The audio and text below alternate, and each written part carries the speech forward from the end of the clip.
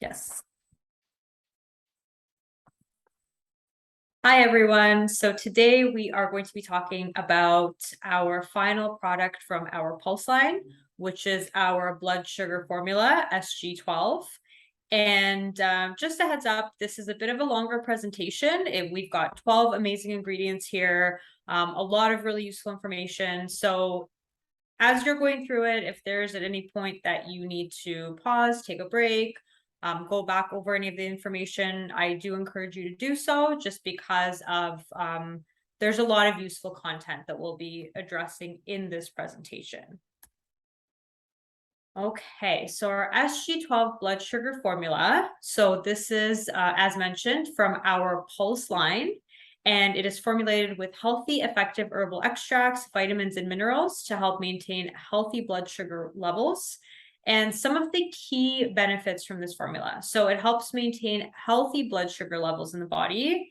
It supports healthy glucose metabolism. So how sugar in our blood and in our body is broken down and utilized.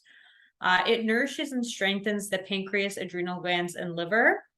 It supports weight management goals. It helps support the production of serotonin, which is important for mood, balance, appetite, and sleep. And it helps boost energy levels. And in this bottle, we have a 30-day supply. So it's a 1-month supply, and you're taking 1 capsule twice daily. Again, recommended with food. So you can have it whichever works for you with your supplement regime. If you want to do, a breakfast and a lunch, because there are some B vitamins here. If you're having it with dinner, just making sure it's not too late in the evening, because for some people, B vitamins can give us that boost of energy. So you don't want to feel too energized. So just kind of keeping track of when you are eating dinner if you're going to have this with breakfast and dinner. Okay, so going through our why, our who, and our ask. So starting with our why should I consider trying SG12? And some of the reasons why you might be looking at this product for yourself. So if you are currently struggling with blood sugar issues, so specifically hyperglycemia, but it's really not limited to that. And hyperglycemia being persistently high blood sugar levels. And you would like a natural approach to balancing, lowering your blood sugar levels. So it's both balancing and lowering. If you routinely crave sweet foods, especially after meals, or feel that mid-afternoon slump every day and find yourself reaching for stimulants to keep going. So generally that craving comes from not having balanced blood sugar levels or not being able to metabolize glucose effectively. If you want to boost your body's own metabolism of sugar, and if you're looking for a natural product that works with your body systems holistically to balance your blood sugar levels without any uncomfortable side effects. And then we are going to look at our why. So why would you, sorry,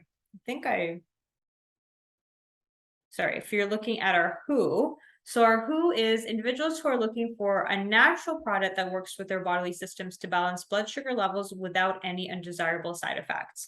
So again, this is a natural way, and we're looking at balancing. So this allows our body to do what it needs to do to bring it back into homeostasis versus maybe having too strong of an impact on our blood sugar levels, which some medications might do, and then providing undesirable side effects or other side effects unrelated to blood sugar.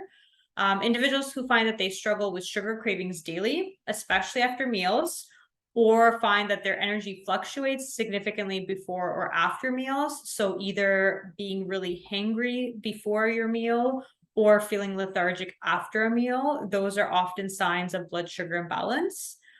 Individuals who currently struggle with blood sugar imbalances, especially hyperglycemia, and would like a natural and holistic approach to bring balance to their blood sugar levels.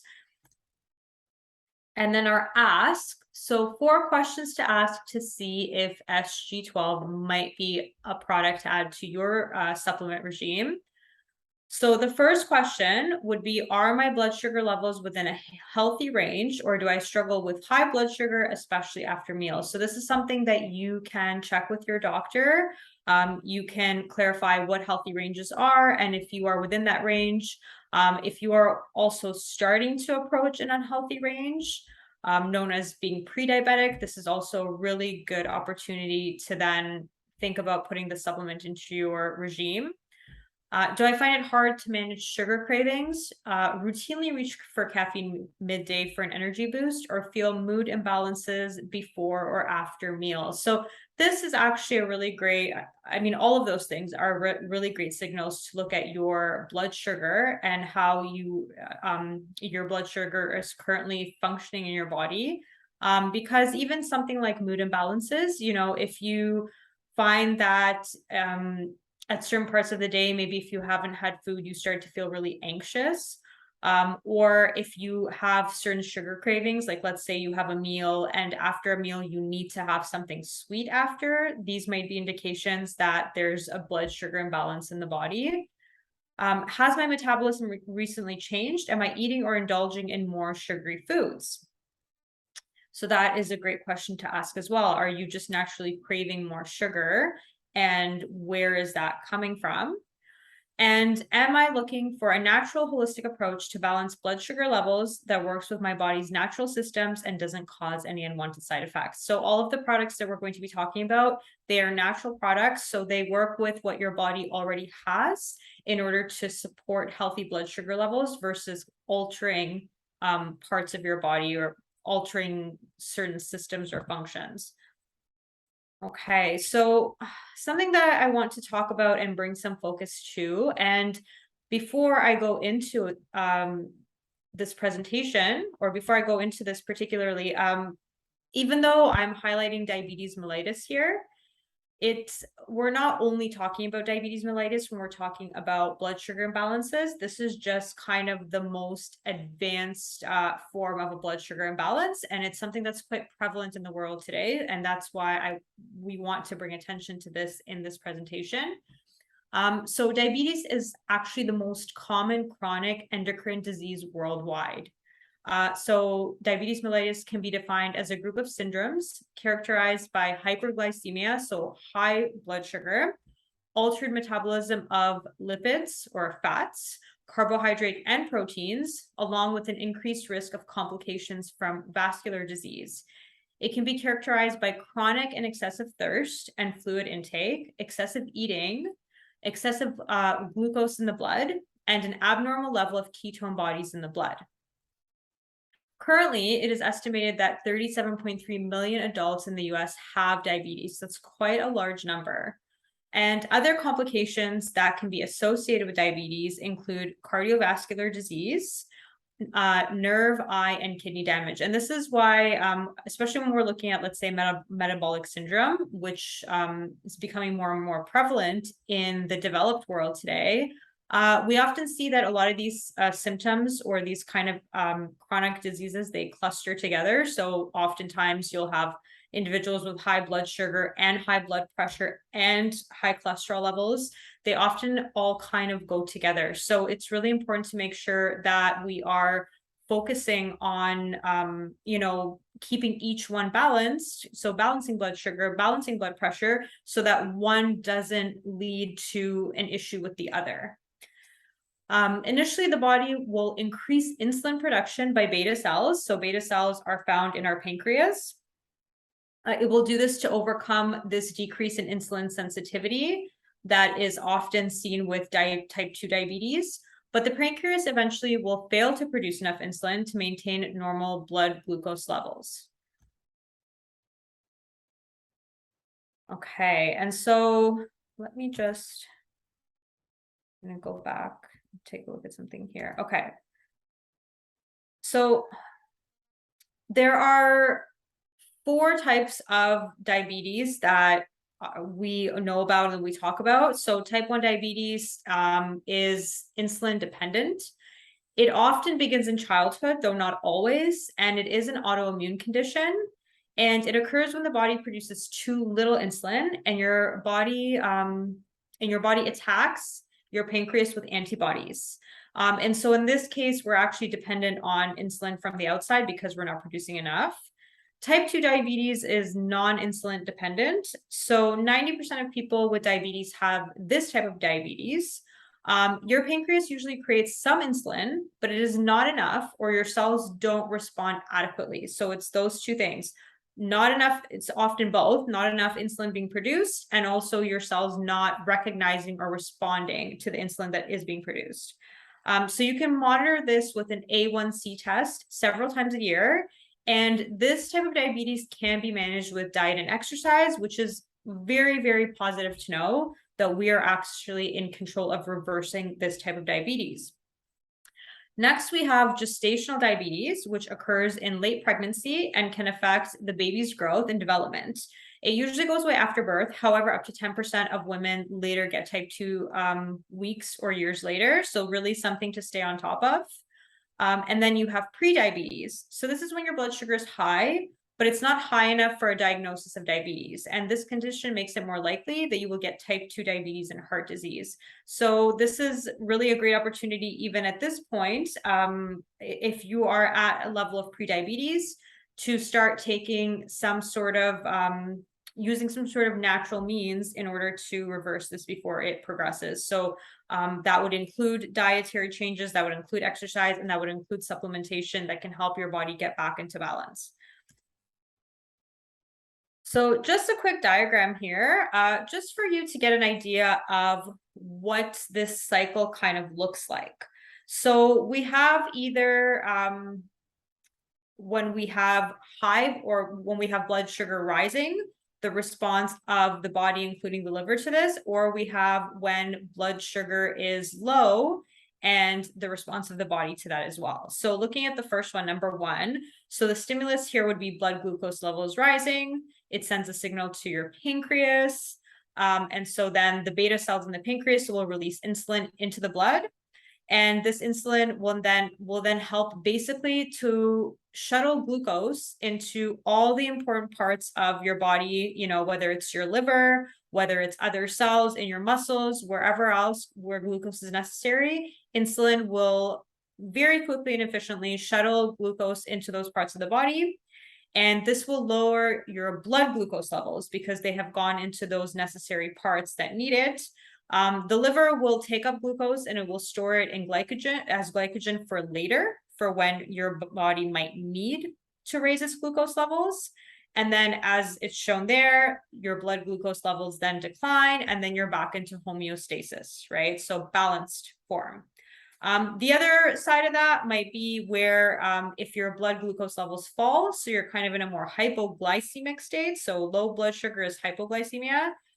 So then alpha cells in the pancreas, so not beta, but alpha, will release glucagon.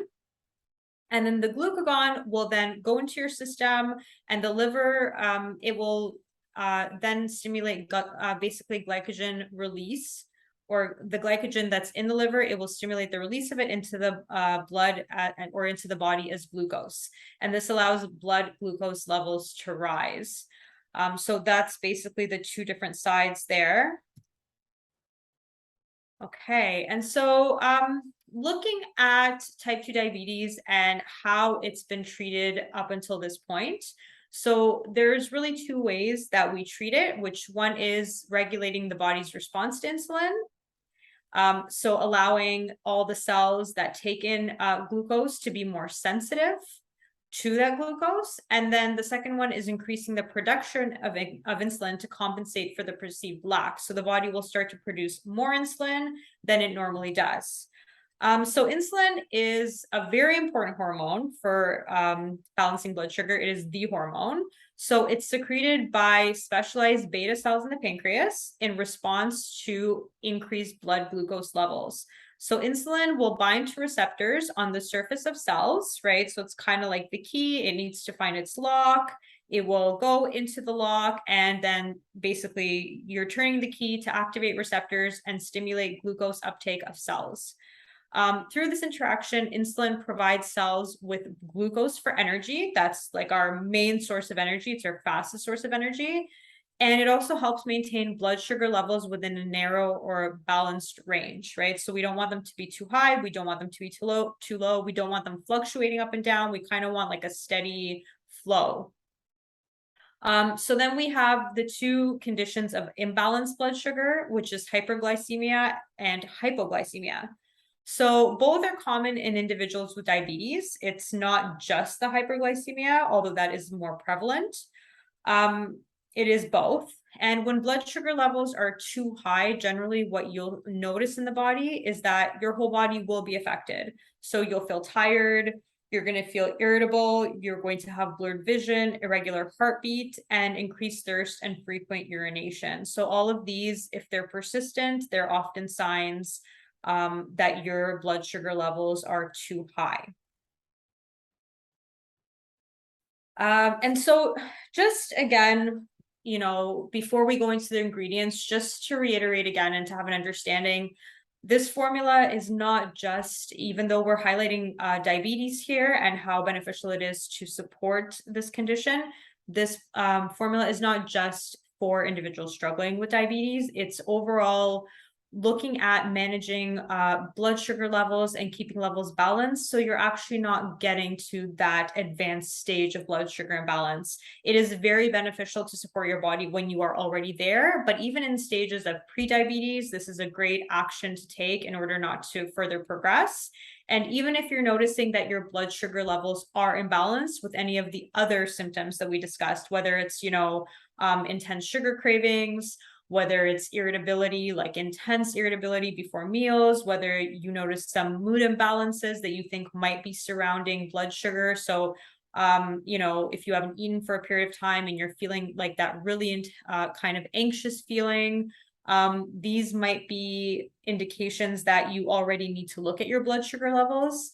Even if you're somebody that experiences a lot of stress in your life, this might be an indication that your blood sugar levels might actually get impacted. So being aware that stress does alter the way that we metabolize blood glucose in the body, and it can impact your blood sugar levels. So these are all just things to be aware of and to recognize that this product would be good in all of those different ways. So going back to our 12 ingredients, so we have biotin in our formula, and this is vitamin B7. We have chromium, we have vitamin B6, which is pyridoxine. We have vanadium, gymnema extract, prickly pear, white mulberry extract, bilberry, cassia, dragon's blood, Indian quinoa tree, and bitter melon extracts. So looking at our first ingredient here, which is biotin. So biotin is a B vitamin, and you might recognize this vitamin because it's very often promoted for hair health. It's in a lot of hair formulas. This vitamin, it does come from food. So ideally you would want to get your daily intake, which you have at the bottom there, 30 to 100 micrograms. You would want to get that from food, and there's some examples of food there that you can get it from. And then we also have the features there and the deficiency symptoms. So keeping in mind that with any vitamins that we're getting from food, yes, ideally you do want it from that, but this is also then you have to keep in mind that you really have to focus on keeping a very balanced diet with a lot of variety of vegetables and fruit in your diet in order to be able to get all of these vitamins. Also being mindful of the fact that in our day and age today, even the developed world, because we've farmed so much, we don't have the same amount of nutrients in our soil as we used to. So supplementation is not always a bad idea. And in addition to that, something that I do always kind of emphasize with people as well is that our gut health is really important when it comes to how we're able to break down the nutrients from food and how we're able to assimilate them. So this is also something to think about when you are trying to get all of your supplementation or all of your necessary vitamins and minerals from food. If you might not have the most optimal digestion, sometimes supplementing is not a bad idea also. So vitamin B7, biotin, So this is a water-soluble vitamin, and it acts as a coenzyme in the metabolism of carbohydrates, proteins, and fats. So we need this vitamin to be able to metabolize those three macronutrients. And it is needed to activate a major enzyme involved in the metabolism of glucose. So how our body breaks down and utilizes glucose. Biotin plays an essential role in regulating blood glucose and serum lipid metabolism, so also breaking down fats in the body and utilizing fats. A study published in January 2011 issue of the journal Molecular Genetics and Metabolism found that a biotin deficiency impairs glucose and cholesterol regulation. So with people, for people with diabetes, biotin stimulates the liver glucokinase activity, which increases insulin production, and it also increases glucose uptake in muscle cells. So glucokinase is a very important gene in the body. It's kind of like the glucose sensor, which is able to sense how much blood sugar we currently have in our body, and then will stimulate the pancreas to take action and release the amount of insulin that's necessary to get that blood sugar balanced by then shuttling all that glucose to the necessary organs in the body. So in order to have proper glucokinase activity, biotin is one of the vitamins that supports that. So this is something then, to keep in mind that not having this vitamin in the correct amounts in the body, it might impair that. It also enhances glycolysis pathways, and it improves insulin function in muscles by provoking guanylate cyclase activity. So it's really important because not only does it not only does it increase insulin production, but it also increases the way that our cells are able to take that glucose in and then use it effectively. Okay, so talked about glucokinase a little bit or already a little bit, but just to add to that, it's a key enzyme in the glycolysis pathway that is induced by biotin. So as a result, blood glucose, ketone bodies, triglycerides, and free fatty acids are all regulated through this enzyme. So beta cell glucokinase regulates insulin secretion in responses to changes in blood glucose levels in the B cells. So the normal adult pancreatic B cells regulate blood glucose concentrations through insulin secretions, right? So that's how your body will regulate how much glucose is in the blood, right? So when it senses that there's too much, then your pancreas needs to kind of step up its game, and then it needs to secrete the right amount of insulin to then get that blood sugar out of the blood and either, to all of the cells in the body that need it, the muscle cells, into the liver, and the liver will then also store some of it as well for later use. So in these cells, glucokinase functions as a glucose sensor by regulating the rate of glycolysis and the production of signaling molecules required for insulin secretion.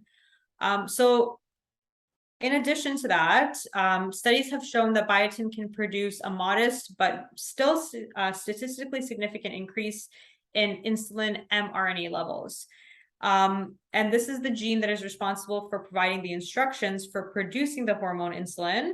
It's obtained from mRNA rather than DNA. So this is also very beneficial and why biotin is so necessary. So biotin deficiency can decrease the pancreatic islet glucokinase activity and mRNA levels by half. So that is quite a significant number. Biotin has also been shown to have a positive effect on blood glucose level regulation in both type 1 and type 2 diabetes. So this is very promising because we're not just looking at adult onset diabetes and non-insulin dependent, but we're also looking at insulin dependent diabetes as well.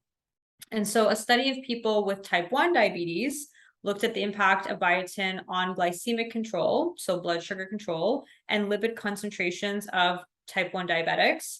The results showed that B7 was an accessory to current insulin therapy when it comes to glycemic control and serum lipid concentrations in poorly controlled type 1 diabetes without any side effects. So again, really beneficial because we're talking here about individuals who are insulin dependent, who even with insulin are having a hard time controlling their blood sugar levels, biotin can be a way to help and support that in addition to insulin therapy.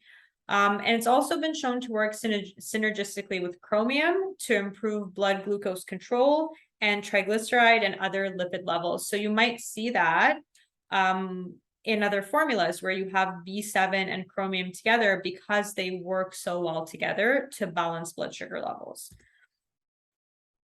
So that being said, moving on to chromium. So you might see that in supplements as chromium picolinate. This is the most bioavailable form of chromium in supplements. So chromium is an essential trace mineral required by the body for normal carbohydrate and lipid metabolism. And the body can't make it on its own, so it must be obtained through diet or supplementation. So nutritional chromium is found in minute amounts in food. Research indicates that diets containing less than 25% of normal chromium levels adversely affect insulin sensitivity in subjects with mildly impaired glucose tolerance. And over time, chromium loss can contribute to insulin resistance, or it may exacerbate insulin resistance in people with type 2 diabetes. And so insulin resistance is when your body is no longer recognizing that the way that insulin is functioning in order to balance blood sugar levels. And so when it no longer has that sensitivity to insulin, your body's going to start producing more insulin to try to get that sensitivity for the insulin to be recognized. And eventually over time, this becomes more and more exacerbated. So daily supplementation with chromium picolinate has consistently been found to improve insulin sensitivity. So our body needs to be sensitive to insulin in order to not become resistant. Glucose tolerance, circulating insulin levels, as well as the transportation of glucose into cells. So chromium picolinate helps all of those things, all very important to balance blood sugar levels. And so a dozen studies of chromium supplementation have shown positive effects in patients with type 1, type 2, gestational diabetes as well, and also those that are at risk. So this is where we're looking at pre-diabetes. Potential chromium deficiency cases have also been linked with symptoms associated with diabetes mellitus, such as impaired glucose tolerance and increased insulin requirements. And biotin and chromium create more impact synergistically when it comes to enhancing glucose uptake, regulating hemoglobin A1C levels, and balancing cholesterol levels. And you can see here some of the health benefits of chromium, which are very important. So aside for the diabetes prevention, we're looking at heart health, cholesterol reduction, and then some of the deficiency symptoms there as well. So you can always take a look at those and see if any apply. Okay, and so we've have some really great studies here just to kind of highlight how well chromium and B7 work together. So they do work well on their own, but you can see in each study, and you can look over these in more detail after when you like, but you can see in each study that in every single one, the combination of the two was in some cases significantly statistically better than just supplementing with one or the other. And so this is why we've included both in the formula, because of how well they work together.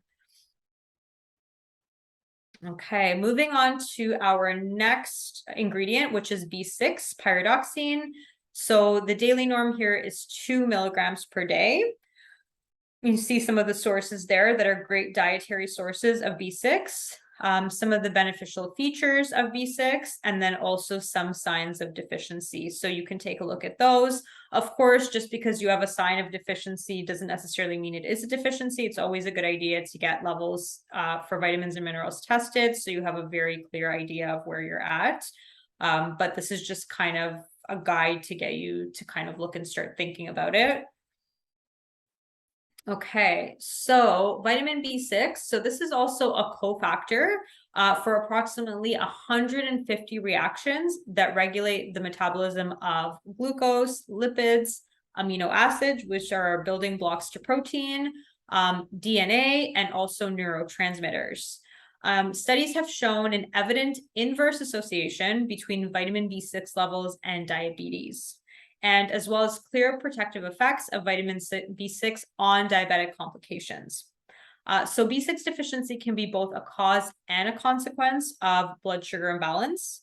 In each case, a decrease in insulin secretion or biological activity are the result. So either if there's a deficiency in B6, you might see less insulin actually being secreted into the body, or that you might see that even when it's secreted, the result of that is not the optimal result. It's not exactly what it should be. So B6 is responsible for the metabolism of tryptophan, and this is an essential amino acid that suppresses the elevation of blood glucose and lessens the burden associated with insulin secretion from B cells, which are again found in the pancreas.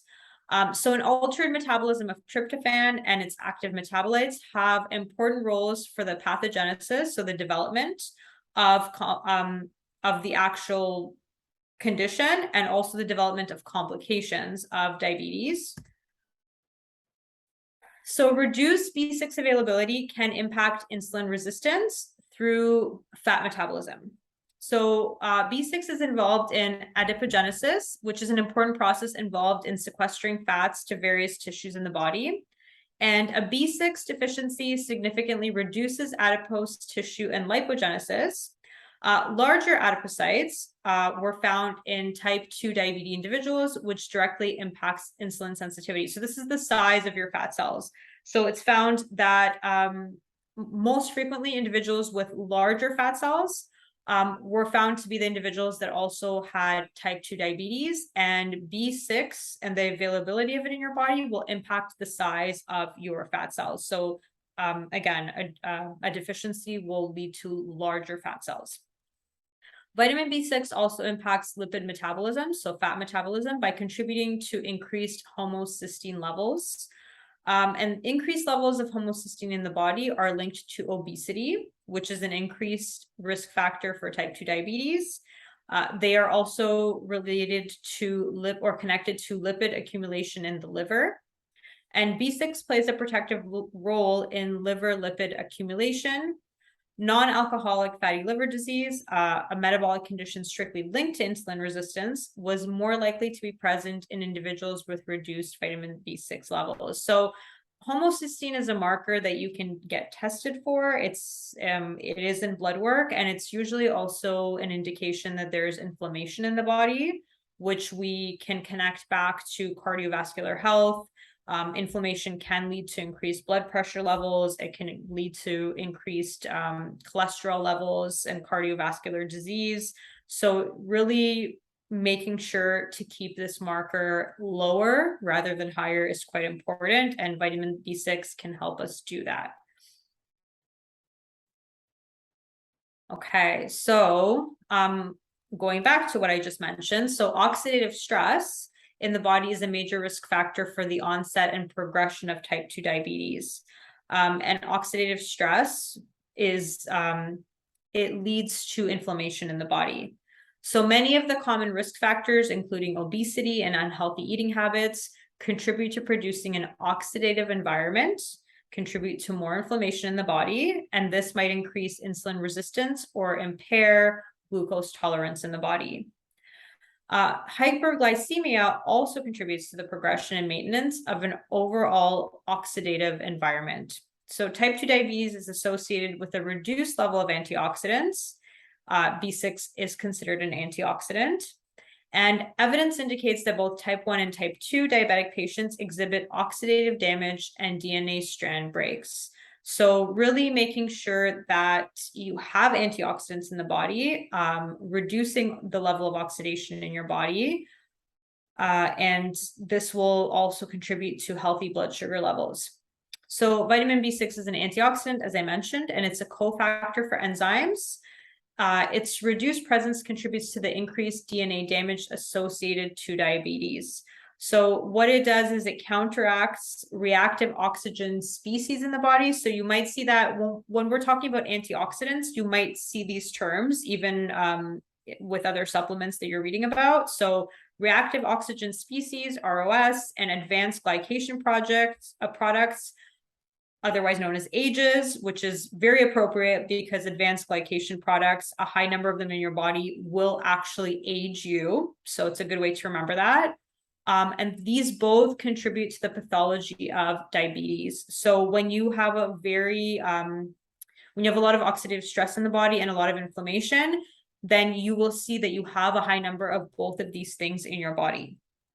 And on the side there, we just have some great visuals of foods that contain vitamin B6 and the amounts that contain, or the amounts that they're found in the body. So you can see we have pistachios up there as one of the top ones. And then, you know, we have things like, let's say, chicken, tuna, salmon, beans, walnuts. All of these are great sources of vitamin B6. Okay, so our next one that you might also see in blood sugar formulas, it's quite effective in balancing blood sugar, and this is vanadium. So this is an element named after Venetis, the Scandinavian goddess of beauty, youth, and luster. And it is one of the elements found in ultra trace amounts in humans. So it is the 21st most abundant element in the Earth's crust and the second most abundant transition metal in seawater. And as a trace mineral, we can find in mushrooms, shellfish, parsley, black pepper, grains, and drinking water. So numerous animal studies since the 1980s have shown that vanadium reverses the symptoms of diabetes and insulin resistance in vitro in animal models of both type 1 and 2 diabetes. Several secondary complications have also been reversed by taking the supplement in animal models. And it has been reported to mimic the many effects of insulin in several tissues in lab and animal models, commonly demonstrating a reduction in serum glucose levels and increasing lipogenesis.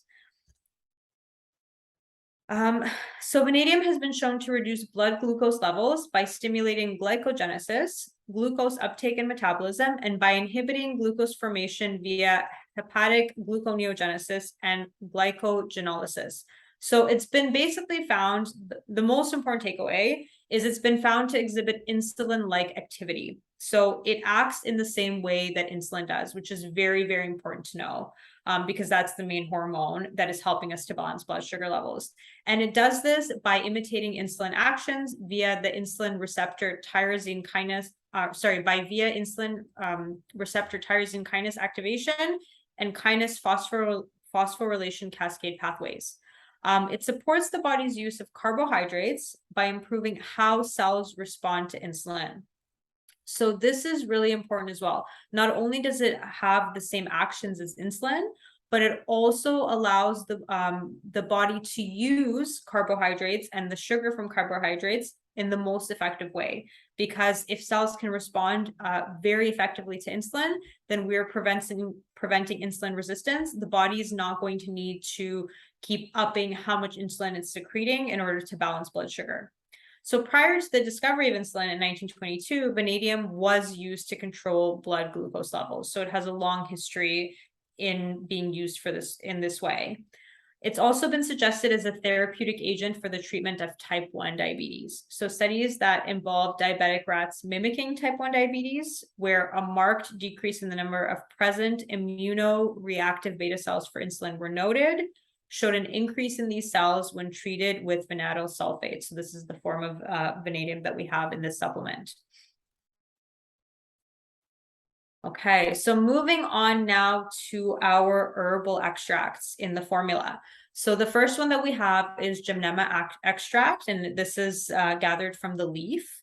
So this is a woody climbing shrub that's native to the tropical forests of India, Africa, and Australia.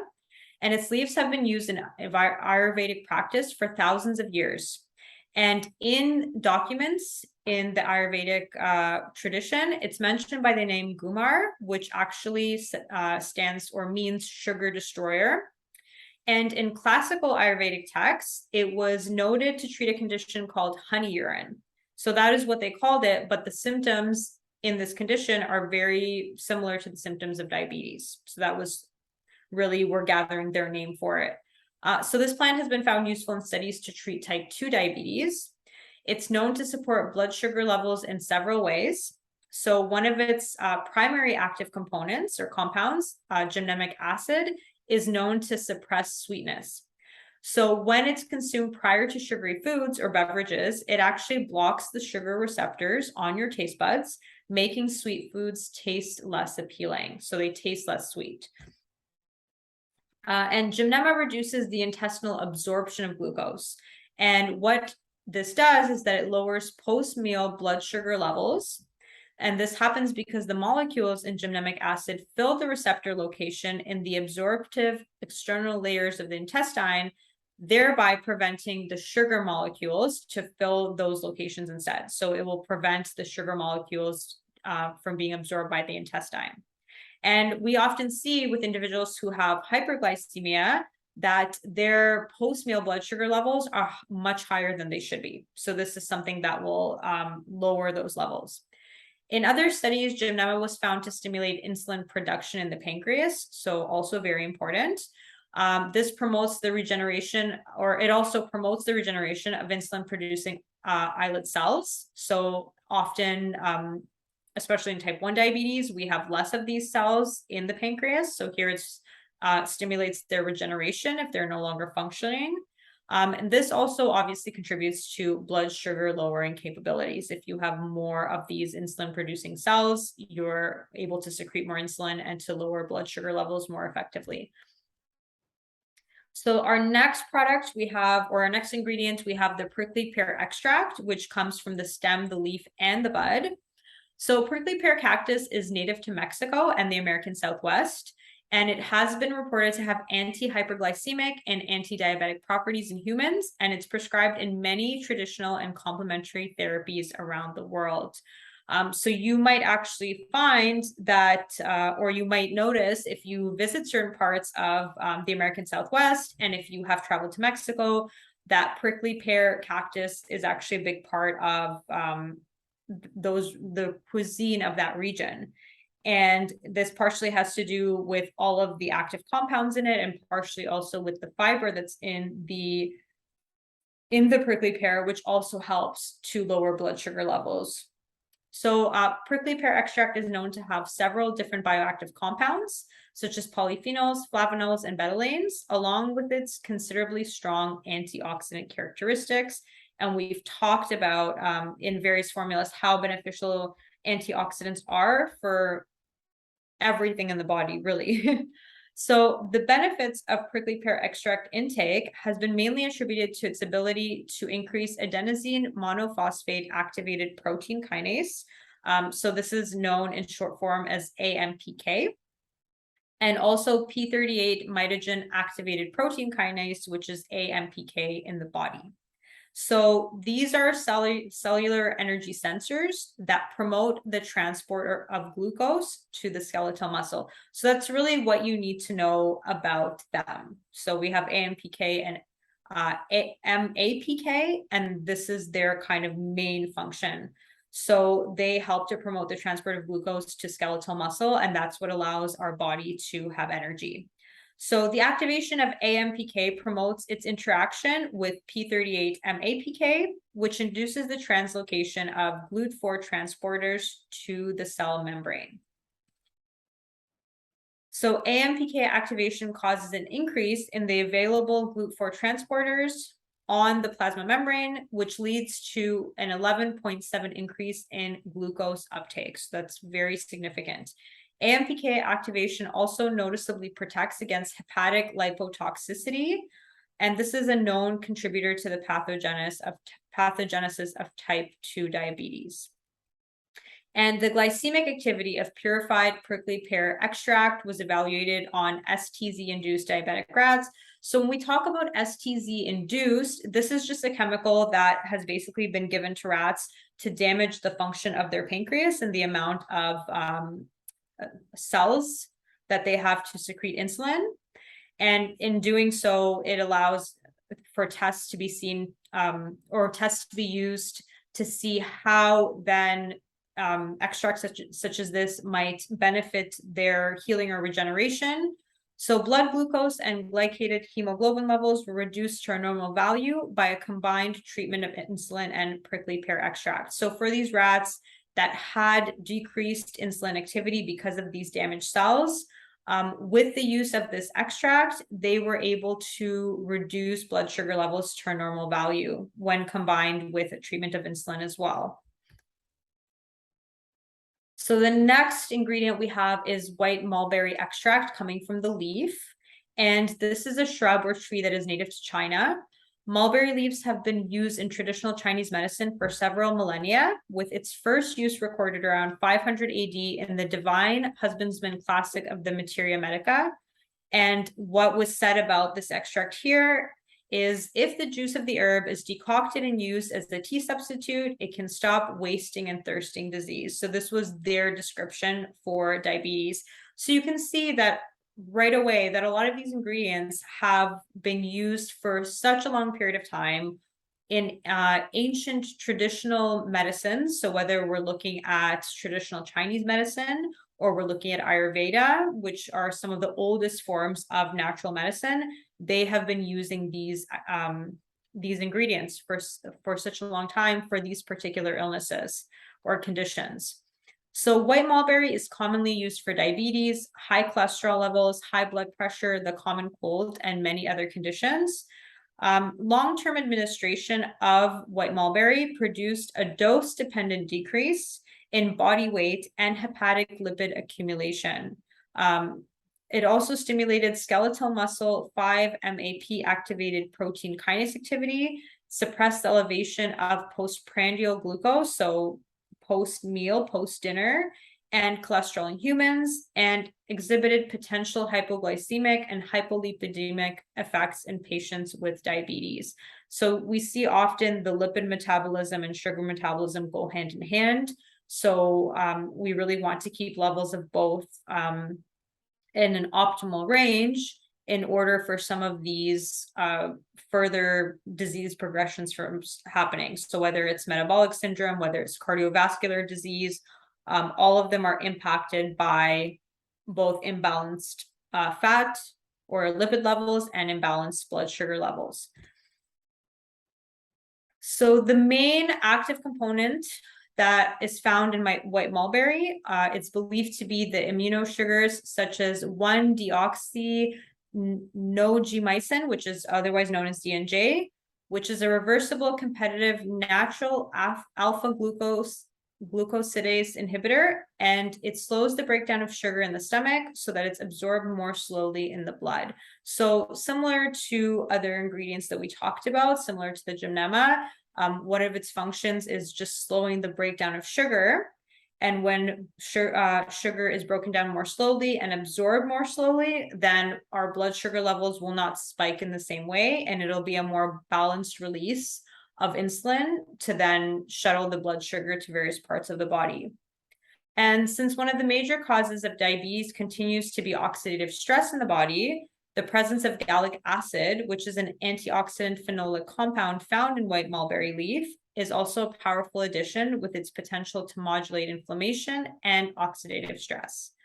And gallic acid facilitates insulin sensitivity and also glucose balance or homeostasis in adipocytes through the regulation of various pathways and its impact on GLUT4 translocation.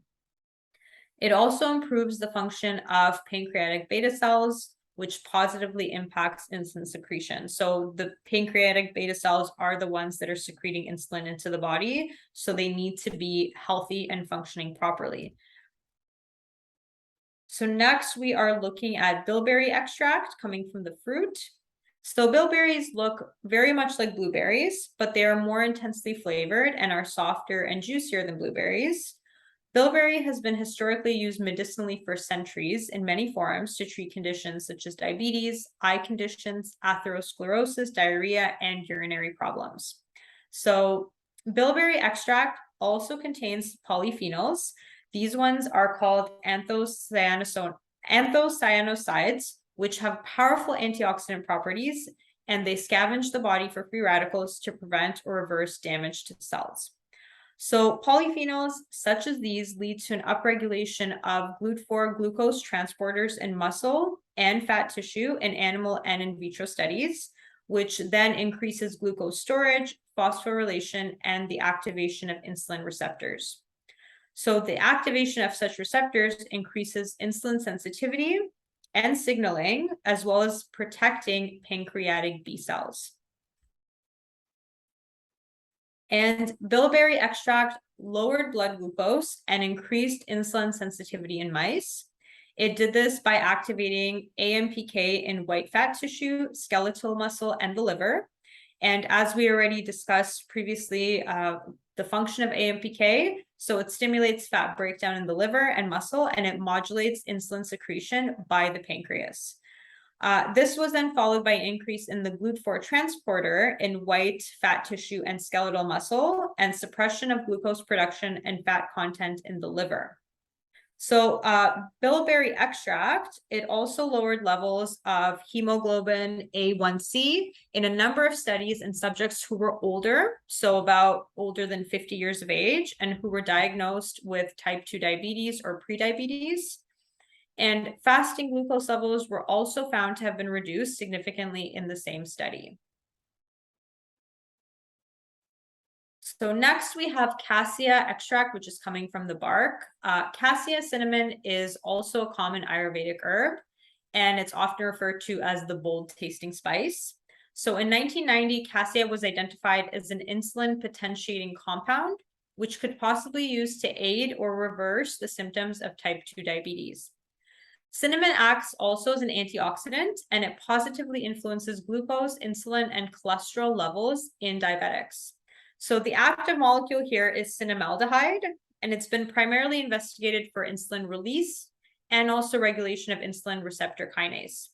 So this molecule has drawn attention for its potential to significantly decrease plasma glucose concentrations, glycosylated hemoglobin, so the HbA1c, plasma insulin, hepatic glycogen, and high-density lipoprotein cholesterol levels in animal studies. And the water-soluble polyphenol compounds extracted from cinnamon may also enhance insulin sensitivity in cells by inhibiting the enzyme protein tyrosine phosphatase, which inactivates insulin receptors and increases the glucose transporting molecules, GLUT4, required for glucose uptake by fat and muscle cells from the plasma. So here again, we have this support of this important glucose transporting molecule, GLUT4, which is needed to actually get glucose into cells, specifically fat cells and muscle cells. So the anti-diabetic effect of cassia bark extract in a type 2 diabetic animal model was studied by a group of researchers, and the study found that blood glucose concentration decreased in a dose-dependent model with the best results at higher dosages. The findings included higher serum insulin levels and HDL cholesterol levels, and lower triglyceride, total cholesterol, and alpha glucosidase activity after 6 weeks of administration. So the next ingredient that we have, a very interesting one here, I find just the sound of it is so interesting. So we have dragon's blood extract, and this comes from the fruit resin. So this is a substance that's exuded, gathered from dragon trees, and you can see an image there of the dragon tree, which I just find so beautiful. And this is done either naturally or through cuts in trunks and branches.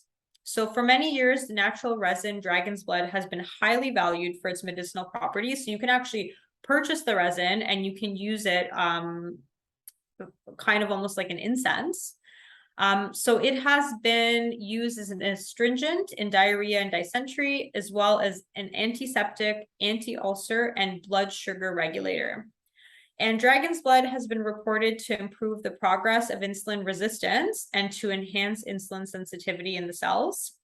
It is considered an alpha glucosidase inhibitor, which means it can minimize or prevents the absorption of carbohydrates after food intake, thereby reducing blood glucose levels. So again, if you're absorbing a high amount of carbohydrates or the glucose from the carbohydrates, you're going to have those spikes of blood sugar. Whereas when you're minimizing or preventing, you're going to have kind of a more balanced or steady line when looking at your blood glucose levels. So in studies, an extract of dragon's blood was found to reduce serum glucose levels in 3 dosing groups compared to negative control groups. It was also found to increase pancreatic islet levels to repair damaged B cells in the pancreas. So a lot of the time, if we don't have enough B cells in the pancreas to secrete insulin, supplements such as this can help to reverse some of that damage and allow these cells to be more functional again. So type 2 hyperglycemia causes vascular complications that are produced mainly by the overproduction of reactive oxygen species. So there's that ROS term again. So this is an unstable molecule that easily reacts with other molecules in a cell and can damage your DNA, your RNA, and proteins, and can cause cell death. They are also known as free radicals. So these ROS, the reactive oxygen species, they are free radicals. So dragon's blood extract was found to significantly diminish the oxidative stress that was a hallmark of high glucose-induced endothelial dysfunction. So this also looks at, also supporting cardiovascular health, right? Because we don't want this endothelial dysfunction to happen in our arteries. And this would be one way to support endothelial health. So dragon's blood extract was also found to inhibit lipid peroxidation and the production of nitric acid and prostaglandin E2, which can initiate an inflammatory response cascade in the body and further lead to insulin resistance and metabolic syndrome. So lipid peroxidation is also a free radical chain reaction that can cause cell damage. And then next we have our Indian kino tree extract, and this is from the bark. So this tree originated from the dry, hilly areas of India, Sri Lanka, or Nepal. And the use of this tree in Ayurvedic medicine is thousands of years old. The aerial seeds are the most used part of the tree, including the wood, flowers, and leaves. And the conditions commonly treated by this tree in Ayurvedic medicine are diabetes, inflammation, and bleeding. And in modern herbal medicine, it is used most to manage and regulate blood sugar levels. So this tree is known to contain many terpenoids and phenolic compounds. Some of these compounds will include beta-sitosterol, leucanol, other isoflavonoids. We have RN glycosides. So besides having hypoglycemic properties, it also has beta cell protective and regenerative properties, which are attributed to the flavonoid content of the plant. So complete restoration of normal insulin secretion and regeneration of beta cells have been reported in various experimental models of diabetes. Some of the most active components of this tree are pterostilbene, epicatechin, marsupiin, and pterosupin. So pterostilbene helps the body glucose and lipid levels. It also regulates the levels of glycosylated hemoglobin in the body. The epicatechins in the plant have been shown to possess insulinogenic properties by enhancing insulin release and the conversion of proinsulin, which is a pro-hormone precursor to insulin. So basically the conversion of proinsulin to insulin in the body. It also possesses insulin-like activity. It strengthens insulin signaling by activating key proteins and regulating glucose production. And then our very last ingredient here, we have our bitter melon extract, which comes from the fruit. So this ingredient has a few other names. So sometimes you might see it on some supplements as bitter gourd or chlorella. So the whole fruit or seeds are the parts most frequently used. And it's often used for the treatment of diabetes, cardiovascular diseases, and related conditions amongst the indigenous populations of Asia, South America, and East Africa. So this extract can directly regulate blood glucose via two mechanisms. So number one, it regulates how much glucose is absorbed by the gut following a meal. So remembering, going back to some of the other ingredients, the more glucose is absorbed, the higher the spike in insulin. And then the second way is it stimulates glucose uptake into skeletal muscle cells, just like insulin. So how it influences how the cells will actually take in this glucose, and then obviously that will impact their ability to use it effectively. It also seems to exert its effects via the same intracellular signaling pathway as insulin, in regulating glucose metabolism in the body. So how the body takes in glucose and then is able to use it. The main constituents in bitter melon that have been found to have anti-diabetic effects are triterpenes, proteins, steroids, alkaloids, lipids, and phenolic compounds. There are 4 triterpenoids that have AMP-activated protein kinase activity, which is one of the plausible hypoglycemic mechanisms, so one of the blood sugar lowering mechanisms. Saponins are triterpene glycosides that show significant insulin releasing activity in Min6 beta cells, leading to a blood glucose lowering effect. And then we have polypeptide P, or P-insulin, which is an insulin-like hypoglycemic protein that has been shown to lower glucose levels in humans when injected subcutaneously. So the P-insulin works by mimicking the action of human insulin in the body, and so may also then be used as a plant-based insulin replacement in patients with type 1 diabetes. So we're seeing, again, the benefit of a lot of these ingredients for both type 1 and type 2 diabetes. Okay, so and before we go into some of the lifestyle tips, so something that's always important to remember with any of these products that we talk about is the benefit of each of the ingredients have been studied on their own, and you can find numerous studies to support the benefit of each ingredient.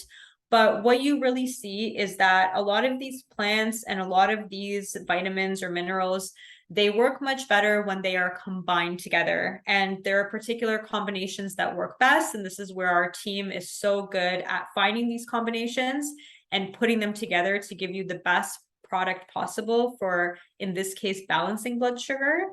And really looking at working with your body, right? So a lot of these ingredients, they mimic the way that insulin works. They really support in producing the right amount of insulin in the body, in supporting the body in getting the glucose into the cells effectively, in regenerating beta cells that are currently damaged. So it's really working with the body already as it is, to be able to do the job that it needs to do to manage blood sugar. And it does all of this without unwanted side effects. The only other thing I will say is if you are using this product and you are taking any kind of medication for type 1 diabetes, if you are getting insulin injections, or type 2 diabetes, if you're taking medication, please make sure that you are monitoring your levels while you are taking the supplement, so that if anything needs to be adjusted on either side, you are being aware that you're using 2 different things. And so that means that the effect might be even stronger. And so always checking with your doctor to see where you are at. And so now looking at lifestyle tips, so holistic ways to balance your blood sugar levels. So as we mentioned in the beginning of the presentation, type 2 diabetes can especially be reversed with diet and lifestyle and supplementation. So can, of course, pre-diabetes. So here are some other ways, in addition to taking supplementation, that can help you to reverse imbalanced blood sugar levels. So the first one would be eat a low processed anti-inflammatory diet. So this includes good quality proteins, healthy fats, and vegetables and fruits rich in polyphenols. So we talked a lot about the fact that inflammation can lead to imbalanced blood sugar levels. It can lead to cardiovascular disease and a whole host of other issues. So eating an anti-inflammatory diet will be very supportive in reversing these issues. Balance carbohydrates with proteins and healthy fats to stabilize your blood sugar. So this is something that is very, very helpful in balancing blood sugar levels. One recommendation that I can even make is that when you are having a meal, I would always start with having some protein first. So have a few, if you're having your steak and veggies and sweet potato or whatever it is, have some of your steak first.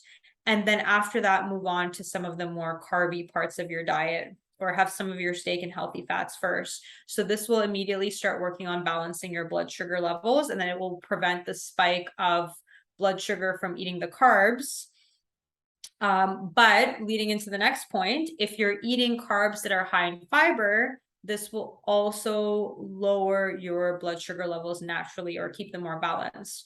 So foods that are high in fiber, first of all, they support your gut microbe, and they also slow the transit of carbs or glucose into your bloodstream. So this is something that's very important. So if you are having sugary foods with no fiber in them, then that intake of sugar into the blood will be instantaneous and your blood sugar levels will spike very high. Whereas if you have something with fiber, then you are slowing the digestion of that glucose, and then your blood sugar levels will not spike in the same way.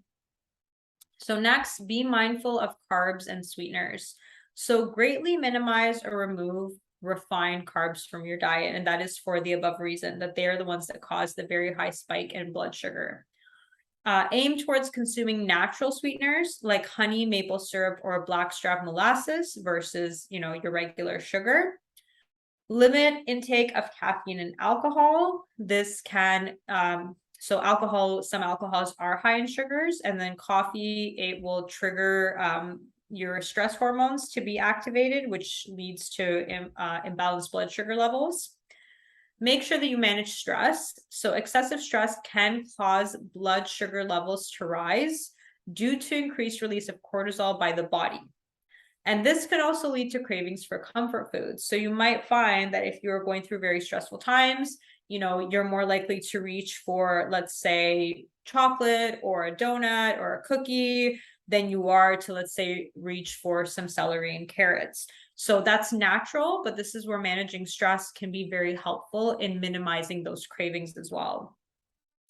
Prioritize daily movement and exercise. So exercise helps manage blood sugar by helping cells in your body to take up more glucose and by helping cells become more responsive to insulin.